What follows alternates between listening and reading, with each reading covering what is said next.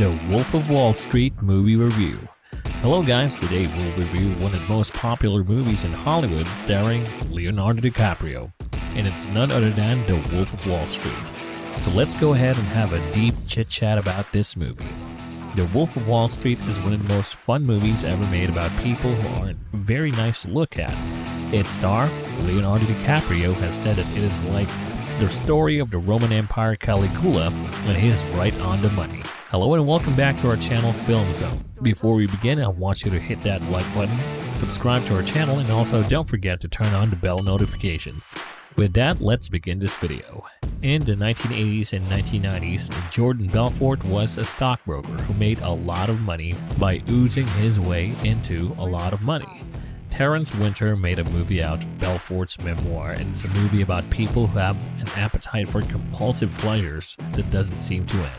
It's 3 hours long, but it's said that Scorsese's editor, Thelma Schoonmaker, cut it down from 4 hours to 3. It's a good thing that Scorsese and Winter and their collaborators made it possible for us to watch these cackling swine for 5 hours or 10 and still find them exciting. In this movie, you can see how a reptile's brain thinks. Every picture frame has scales. The middle-class, Queens-raised people we saw Matthew McConaughey play Belfort's mentor in the late 1980s at a blue-chip company. He was fired in the 1987 stock market crash, but Belfort didn't give up, and he went on to become a well-known Wall Street player. Stratton Oakmont is the name of the penny stock boiler room that he took over on Long Island and changed its name to Stratton Oakmont to gain the trust of middle and working class investors. According to Wikipedia, at its peak, the firm had more than 1,000 stockbrokers and raised more than $1 billion in equity for companies like Steve Madden Limited. Belfort and his company did a lot of pump and dump operations. They artificially raised the value of a stock that was almost worthless, then sold it for a lot of money. At that point, the weight dropped and the investors lost their money. Money laundering and securities fraud were crimes that Belfort was charged with within 1998. He was sentenced to nearly 2 years in prison and ordered to pay back $110 million to the people he deceived. Wolf, a movie about gangsters, shows how Belfort rose from the humble beginnings to become wealthy and well-known. This Robin Hood in reverse makes a group of merry men from different parts of his life help him. All of them have been given nicknames that sound like Damon Runyon, Robbie Feinberg aka Pinhead, Alden Kupferberg aka C. Otter, Nikki Koskoff aka Rugrat, Chester Ming aka the Depraved Chinaman, and Brad Bodnick aka Quaalude King of Bayside are some of them. Office enforcer, his dad is furious about money and sleaze at work, but sometimes he lives through the trading floor's young wolves. Jonah Hill plays Donnie Azoff, Belfort's right-hand man. He is a hefty wise ass with gleaming choppers who quits his job at a diner after just one conversation with the hero. He joins Belfort's scheme, helps him hide money, and introduces him to the crack, which Belfort has already taken.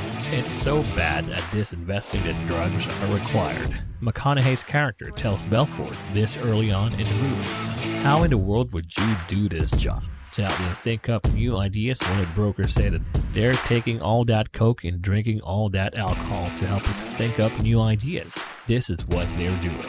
When the story starts, Belfort is married to a good and respectable woman who doesn't like his financial misdeeds or long-term infidelity.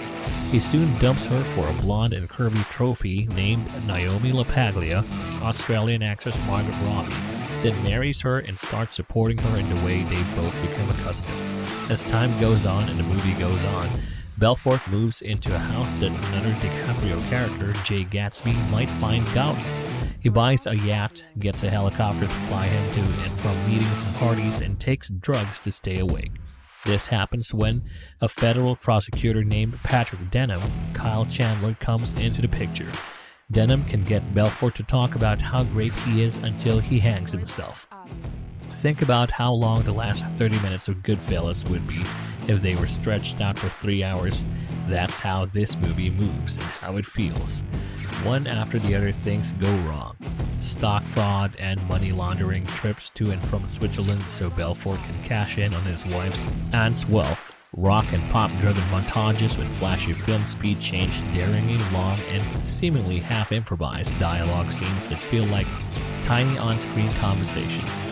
In the movie, Matthew McConaughey has an extended scene as Belfort's mentor, Mark Hanna, who at one point drums on his chest while rumbling and singing like Bobby McFerrin. This song is the anthem of Belfort's company, and it's weirdly fitting because it sounds like a tribal war song for barbarians on a constant rampage. If you've seen any of Martin Scorsese's movies, Wolf is likely to show you how alpha males can be both attractive and repulsive. This time, the drugging and warring and getting over are offered as both a spectacle and a good tale. Titanic was his most energetic performance since then. DiCaprio plays Belfort as a swaggering jock who calls his guys killers and warriors and attracts hungry, self-destructive women, in part by being brash and having baby-faced good looks, but primarily by flashing green. By the way, Belfort tells a story about a broker who went down a spiral of shame and misery. He can figure out how much he cares about his people. The screen shows a picture of a dead body in a bathtub with blood coming from slit wrists. Belfort says that he was depressed and killed himself 3 years later. When he doesn't say a word, he says also the brokers classify prostitutes based on how much they cost and how attractive they are. There are blue chips, NASDAQ and pink sheets or skanks. They're warm blood receptacles to be screwed and sent on their way like the clients of Belfort's firm, which includes shoe mogul Steve Madden, whose deal Belfort likens to oral rape. The director's best work is a Belfort Azov Quaalude binge that turns into comic madness. Azov cries, freaks out, and eats his face, while Belfort crawls to his car one agonizing inch at a time while he is paralyzed during a panic phone call about his money. Neither Scorsese nor Winter loses sight of what's going on in the bigger picture.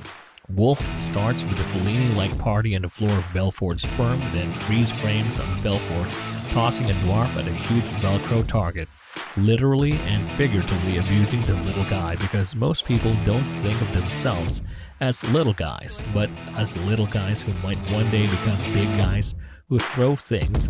He wrote, "Socialism never took root in the United States. People don't see the poor as a group of people who have been abused, but as a group of millionaires who are temporarily embarrassed. When the prosecutor Denham lives the goody two-shoes life, Belfort makes fun of him for it. In a scene near the end, as Denham rides the subway home, we can see that the taunt has stayed with him and he doesn't let it go. Everyone at Belfort's company has the same title, Senior Vice President, which everyone else has. Everybody wants to rule the world, so this is the complete review of the movie." Tell us your favorite part of the movie in the comment section below, and don't forget to smash that like button. Also, subscribe to our channel for more amazing videos and movie reviews.